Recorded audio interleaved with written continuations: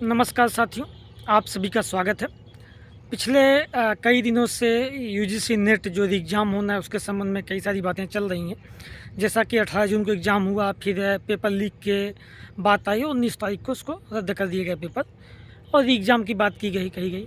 CBI जांच की भी बात थी और सीबीआई की अब रिपोर्ट आ रही है कुछ कि हालांकि फाइनल रिपोर्ट नहीं है, चार्जशीट दाखिल नहीं हुई, लेकिन टाइम्स ऑफ इंडिया और कई सारे न्यूज में आया है कि जो सीबीआई ने ऐसा कहना मानना है उनका कि पेपर लीक हुआ ही नहीं था। जो टेलीग्राम पर स्क्रीनशॉट वायरल था वो फर्जी था। ठीक है, वो स्क्रीनशॉट मैनिपुलेटेड था, फर्जी था जो वायरल किया गया था और पेपर लीक नहीं हुआ था।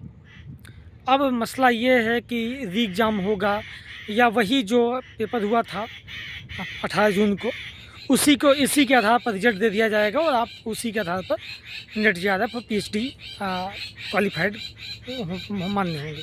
ठीक है, अब मेन मसला ये है कि अभी तक यूजीसी और एनटीए द्वारा इस विषय में कुछ नहीं कहा गया है कि क्या होगा।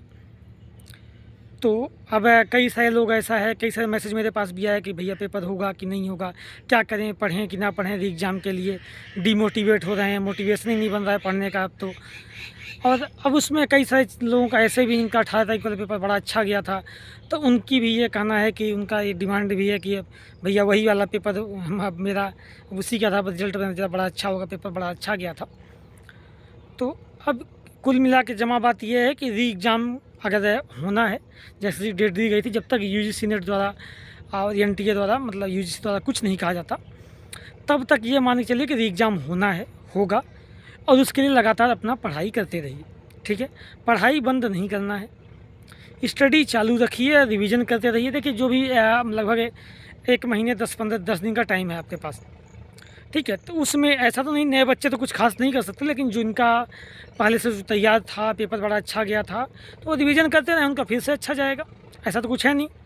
हाँ, जो तुक्के के भरोसे थे उनके लिए भी टाइम है, 1.5 महीने का मिल गया था, तो वही पढ़ते रह सकते हैं, उनका भी अच्छा जाएगा। और जो पहली बार दे रहे हैं, कुछ खास तैयारी नहीं है, वो भी कुछ कर लें, उनका भी अच्छा हो सकता है। तो जब तक यूजीसी या एनटीए या मिनिस्ट्री ऑफ हायर एजुकेशन कुछ क्लियर नहीं करते कि कौन सा पेपर माना जाएगा, 18 जून वाला ही होगा या फिर री एग्ज़ाम होगा, तब तक ये मान के चलिए कि री एग्ज़ाम होने की पूरी संभावना है और उसके लिए पढ़ाई करते रहिए। स्टडी बंद नहीं करनी है, हम रिवीजन करते रहें, पढ़ते रहें। अगर 18 वाला हुआ तो जिनका अच्छा हुआ था तो कोई बात नहीं, उसी के आधार पर हो जाएगा। नहीं तो री एग्ज़ाम होना है तो उसके लिए पढ़ाई करते रहिए। ऐसा ना हो कि बाद में री एग्ज़ाम ही हो और आप कहें हम तो पढ़ ही नहीं पाए, हम तो उलझन में फंसे हुए थे कि ये होगा कि वो होगा, क्या होगा नहीं होगा, तो ये चीज़ें ना हो। अगर नहीं री एग्ज़ाम होगा, दिसंबर वाले के लिए आपका ख़राब गया था, अगर 18 वाला, तो दिसंबर के लिए आपका अच्छा रहेगा।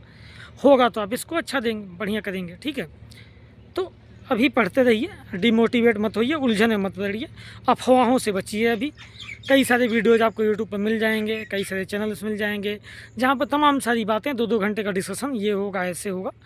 ठीक है, तो उसमें मत फंसिए। एक चीज़ और है कि री एग्ज़ाम जब भी होता है तो हमेशा कठिन ही होता है, तो उसके आधार पर पढ़िए और पढ़ते रहिए। ठीक है, मैं भी खेत पे था और धान रोपाई का सीज़न है तो खेत पे आया हुआ था। यहीं पे हूँ, ट्रैक्टर की शायद पीछे से आवाज़ भी आ रही होगी, ट्रैक्टर चल रहा है। खेत पहाड़ आपको पीछे दिख रही हूँ, मुझे लगा इससे बात कर लेते हैं, कई दिनों से सोच रहा था, इससे बात नहीं हो पाई।